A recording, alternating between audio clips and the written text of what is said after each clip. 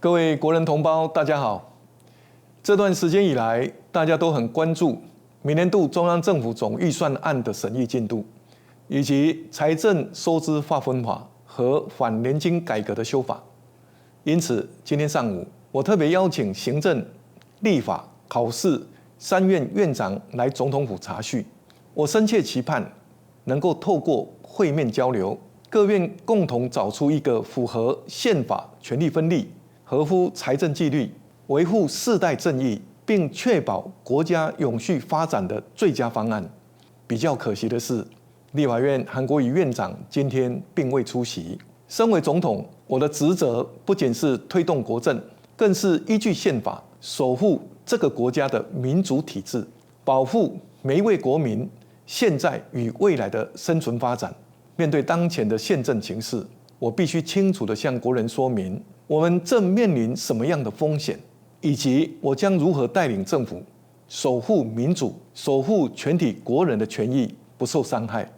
第一，财政失衡，重大国政停摆的危机，让地方政府有更多资源推动建设、照顾人民，始终是我们共同的目标。但是，根据在野党强行通过的财划法版本，一旦开始实施，中央政府明年将被迫举债高达5638亿元，未来也势必年年如此。这不仅直接违反公共债务法的上限规定，更将导致中央政府财政濒临崩溃。这不是单纯的数字游戏，这意味着过去几年我们在长照、幼托、青年教育、经济发展和国防安全的重大国政项目，都将面临难以推动，甚至停摆。而每年被掏空的数千亿国家资源，则沦为胡乱分配下缺乏监督、没有施政项目的空白支票。第二，年金改革不能走回头路。过去我们推动年金改革，目标只有一个：确保年金永续，让世世代代都领得到。但是上周五，反年改的法案也在立法院被强行通过。大家应该都记得，马前总统在2013年示警，年金制度再不改革，就像一定会坠崖的火车。后来在蔡前总统的领导下，我们集众人之力，在2018年成功的让这列火车步上正轨。然而现在这列火车又被转向，冲向悬崖。各位国人同胞，这个反年改的法案实施后，我们的年金将提早破产，全体国人必须额外付出将近7000亿元来填补年金基金缺口，平均每位国人要付出3万元，但劳保、农保和国民年金以及许多重大的福利施政将因此成为牺牲品。第三，滥权立法正为国家和国人带来前所未有的威胁，不仅是财划法与反年改的修法，更令人担心的是，现在国会正强行推动的，还有一系列对国家国人带来重大威胁的滥权立法。这一连串的修法行动缺乏朝野充分讨论，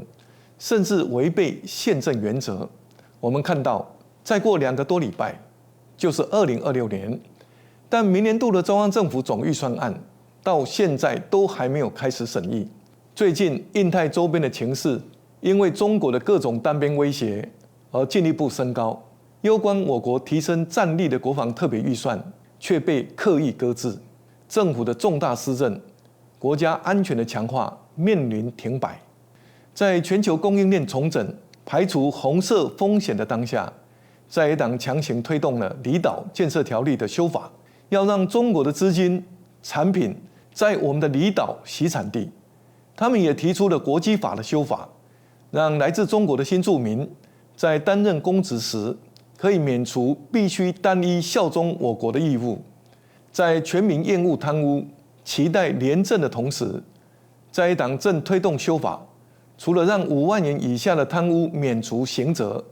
也将贪污助理费的犯罪行为除罪化，甚至更立法要把公费助理的经费直接纳入立委的私囊，助理的权益将无从保障。另外，选举的公正攸关民主运作，但在野党正在强行推动的法案，还有总统、副总统选举罢免法，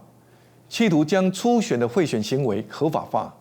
同时修改公职人员选举罢免法，让受到缓刑的罪犯可以继续参选，进而左右国家的施政方向。各位国人同胞，这一系列正在加速推动的滥权立法，释放了一个危险的讯号，那就是如果这些法案都通过并且生效，台湾的安全、台湾的民主、台湾的经济、国人的权益以及社会的公平正义，都将陷入立即的危机。这不是民主的展现，这是对民主的侵蚀，更是将台湾推向立法滥权、在野独裁的悬崖边缘。过去9年多来，政府始终坚守财政纪律，我们把每一分钱都花在刀口上，因为对改革的坚持，对财政稳健的努力，国家经济开始大幅发展。从2017年连续8年收支剩余，在2019年告别了22K， 我们将长照据点从700多个增加到15000多个。我们推动了各项交通建设，也落实了0到6岁国家一起养，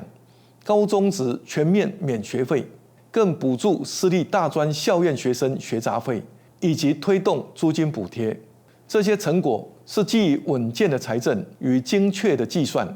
是为了帮下一代打好基础，而不是为了政治利益去挥霍未来。但这一切都面临重大的风险。各位国人同胞，台湾已经是全球民主阵营的关键枢纽，我们的稳定牵动着世界。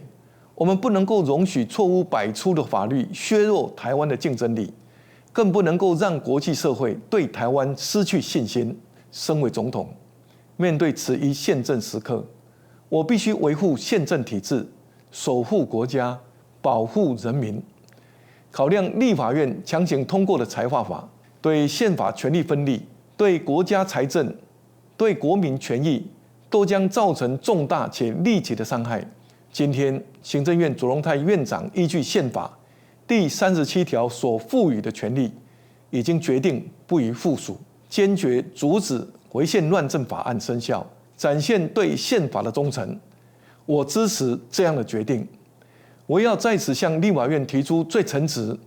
但也最严正的呼吁，请即刻撤回这些伤害国家、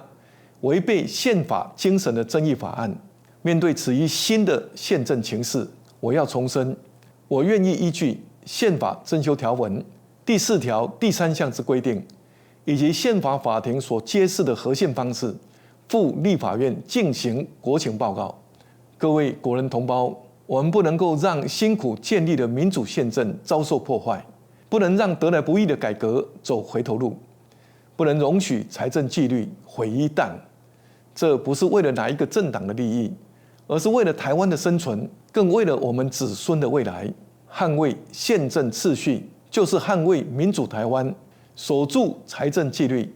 就是守住国家的命脉。我要邀请所有国人与我一起坚守这道防线，让我们共同为国家的发展努力，让台湾继续在世界的舞台上昂首前进。谢谢大家。